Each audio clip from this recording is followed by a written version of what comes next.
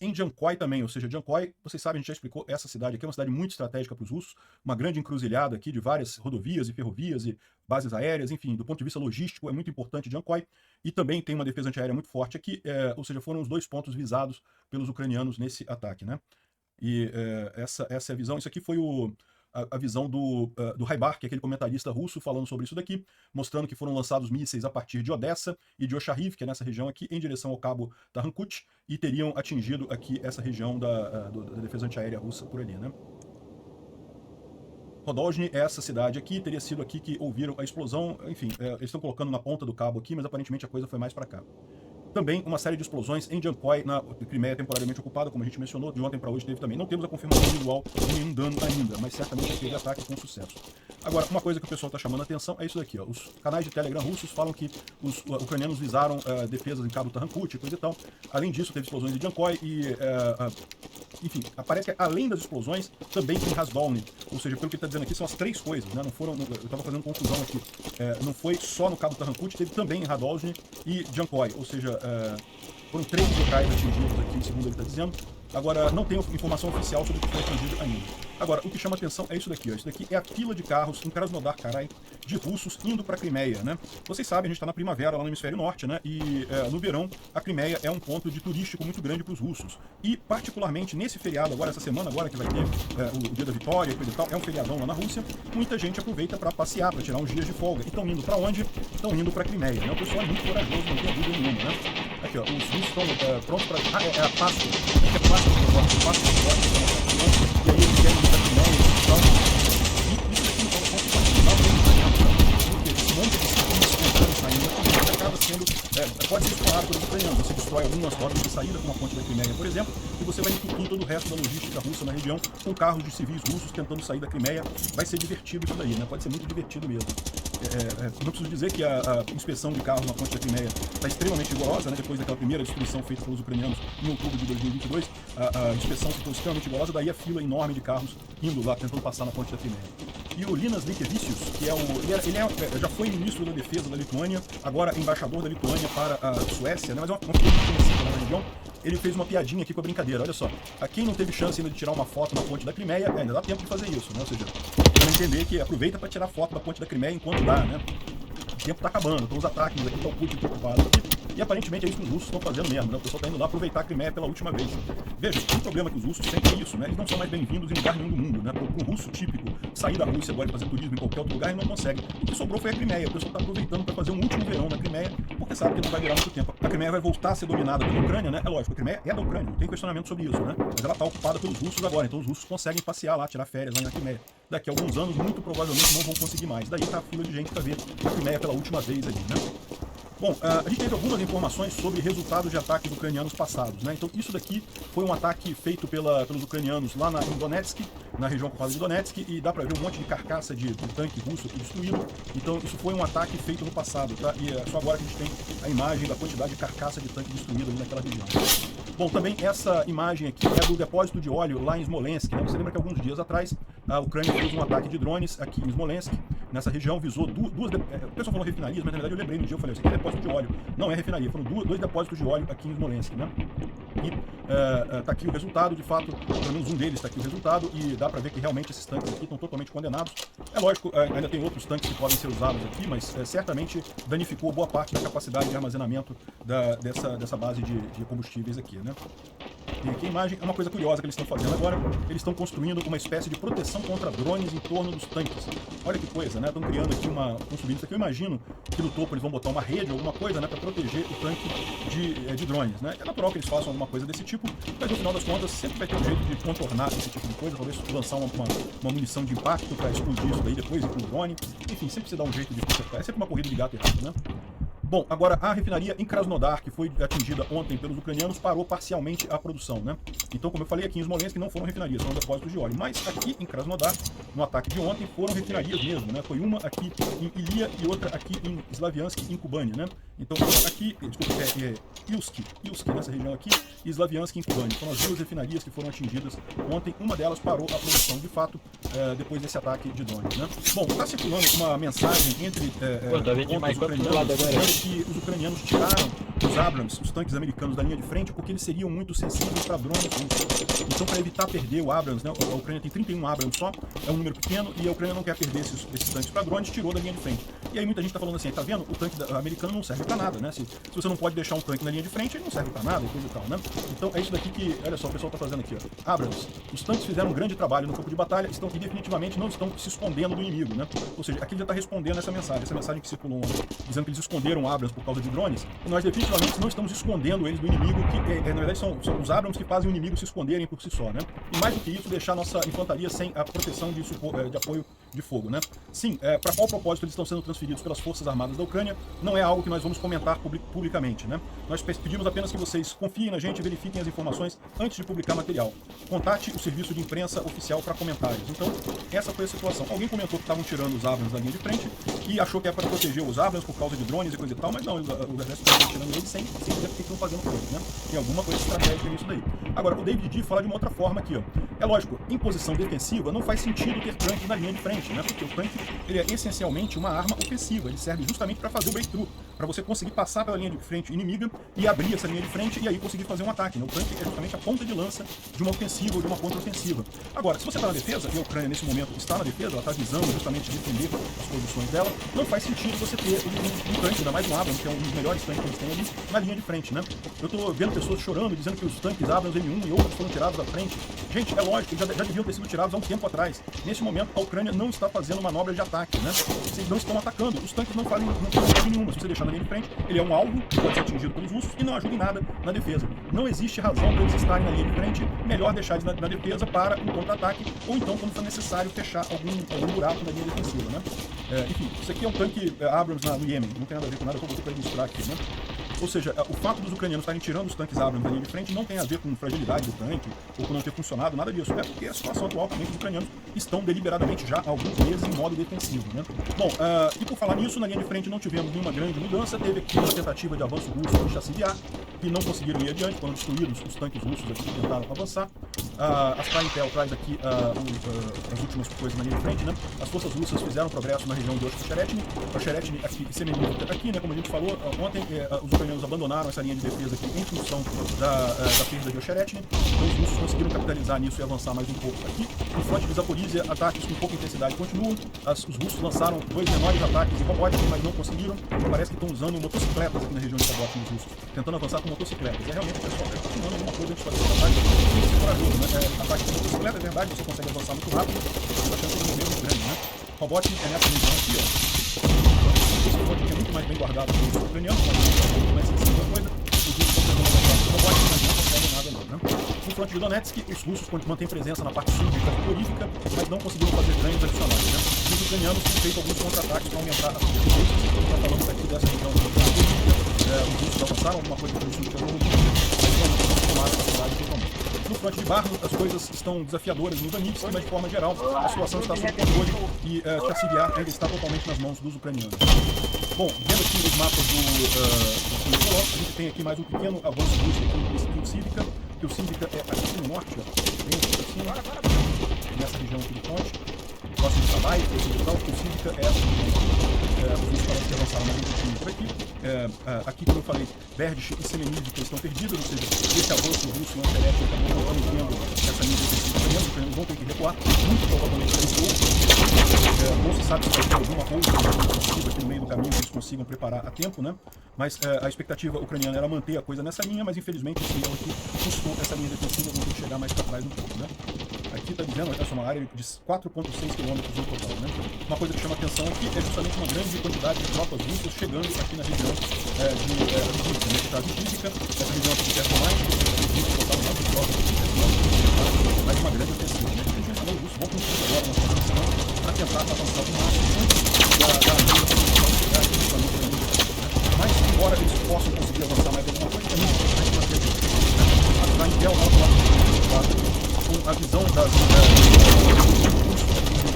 até 2023, tá? Final de 2022, depois das ofensivas de Kharkiv e ofensivas de Kherson. Essa daqui era a linha de frente, então.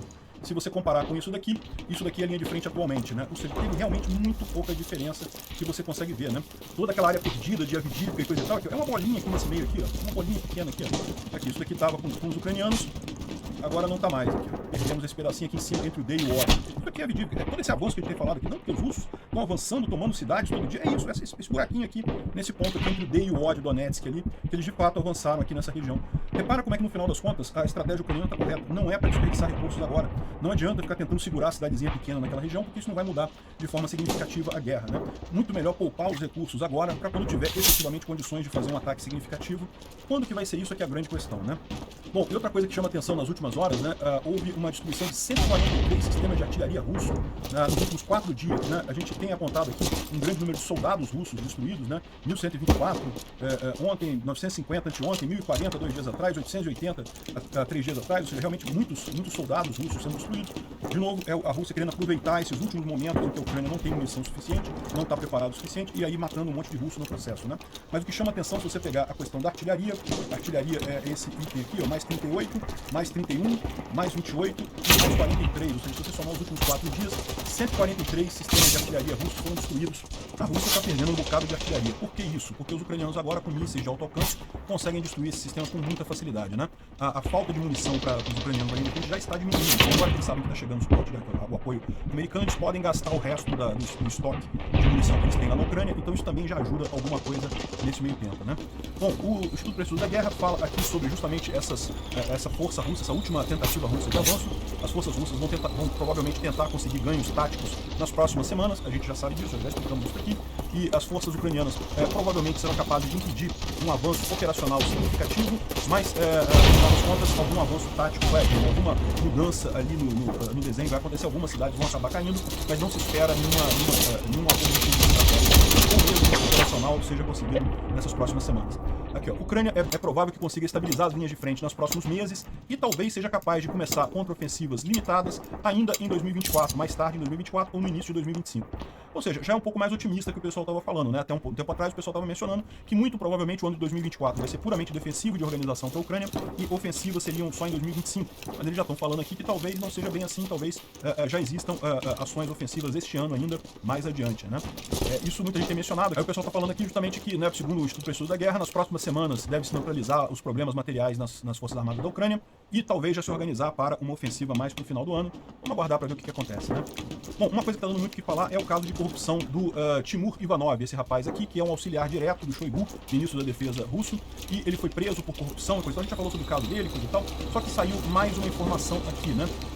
Como a gente falou no vídeo anterior sobre isso, é lógico que o cara faz corrupção, todo mundo faz corrupção na Rússia. O fato de terem visado ele é porque tem alguma briga interna de poder lá na Rússia, né? E essa briga interna de poder pode ser justamente o Putin contra o Shoigu, né? O caso anterior que a gente mencionou, o Prigozhin, que era o cozinheiro do Putin, era aliado do Putin, mas tentou um ataque contra o Gerasimov e o Shoigu, justamente porque estariam asfixiando o grupo Wagner, e parece que agora as evidências apontam para que isso realmente estava acontecendo. Então pode ser justamente uma vingança por esse ponto aqui. Mas agora saiu uma outra informação aqui, que é o seguinte. Primeiro eles estão contando exatamente o que era, né? O que acontecia, como é que era a corrupção que eles faziam. Segundo está dizendo aqui, a área que o Ivanov trabalhava era de construção, então fazia a parte de construção do exército russo, né? E aí como é que eles faziam isso? Eles contratavam uma empresa com licitação normal, então a empresa era contratada para construir um prédio, construir um batalhão, construir uma ponte, construir alguma coisa para o exército russo, e o que acontecia? Eles faziam esse processo, a empresa construía alguma coisa e tal, só que eles atrasavam sistematicamente o pagamento de forma que eles aguardavam chegar numa situação em que a obra estava 90% pronta, mas só estava 20% paga.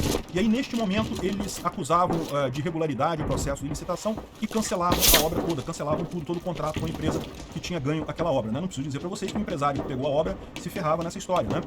E aí, só que a gente está falando da Rússia, que é um país feito por mafiosos. Então, esses empresários que reclamavam, que tentavam entrar na justiça contra isso, acabavam ou sendo mortos, ou sendo ameaçados, ou sendo perseguidos, e no final das contas não conseguiam fazer nada, acabavam tomando prejuízo, né? E aí o que o Shoigu fazia logo em seguida? Ele tinha uma obra agora que estava 90% pronta, mas só 20% paga. Aí ele contratava uma empresa de forma emergencial, uma empresa amiga dele, para concluir a obra, né? Dizendo que a obra estava só 20% pronta. Então a empresa nova, que era uma empresa aliada deles, né? Que era do próprio pessoal lá, tinha que terminar só 10% da obra, porque a obra já estava 90% pronta na verdade, mas no papel ela estava só 20% pronta, porque só foi 20% paga. Então ele recebia ainda 80% do orçamento daquela obra para concluir só 10%. da obra em si, né?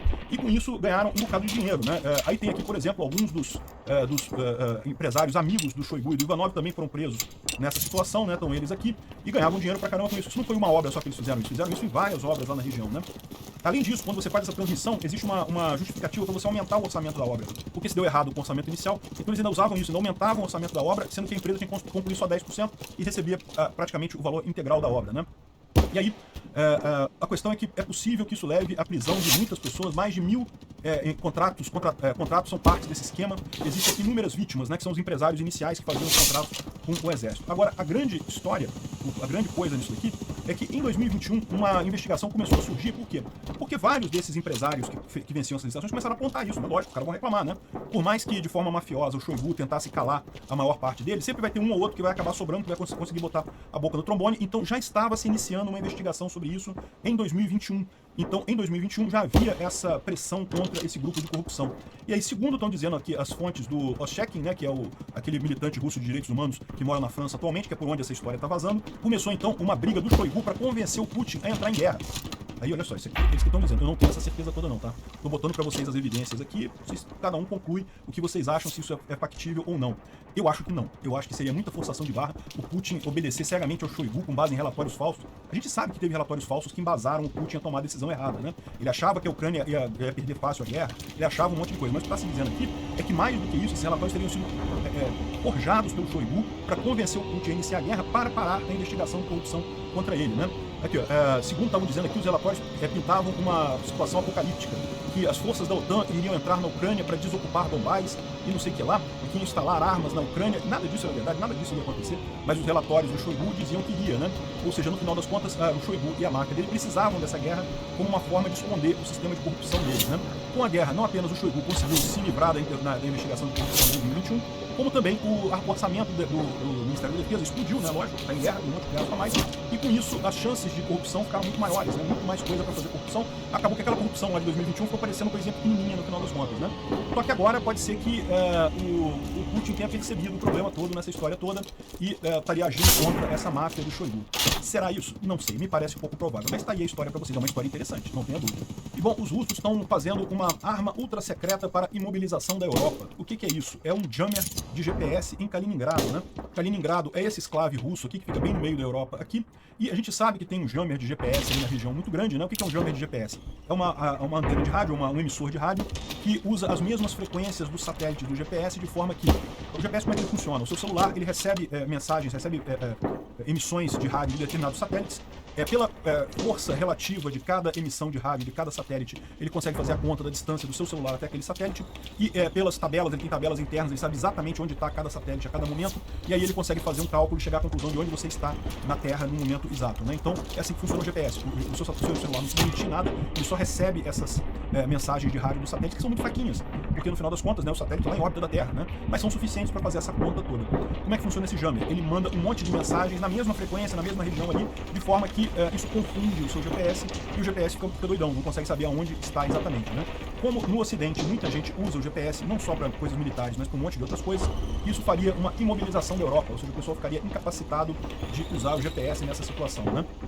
Pode ser um problema isso daqui, certamente, mas eu tenho certeza que o pessoal do Ocidente também já está preocupado com esse tipo de situação, já está vendo alternativas para isso.